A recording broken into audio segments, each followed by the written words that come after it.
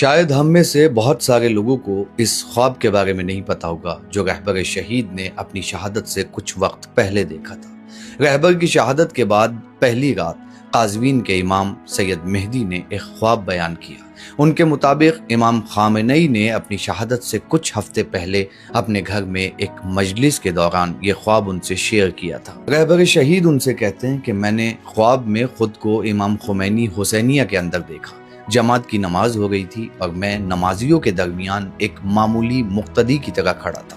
تھوڑی دیر بعد میں نے اپنے آپ سے کہا، اگر میں جماعت کی نماز میں ہوں تو پھر میں امام کیوں نہیں ہوں؟ میں صرف مقتدیوں میں کیوں کھڑا ہوا ہوں؟ پھر میں نے آگے دیکھا تو جماعت کی امامت حضرت قائم اجل اللہ تعالی فرجہ شریف کر رہے تھے۔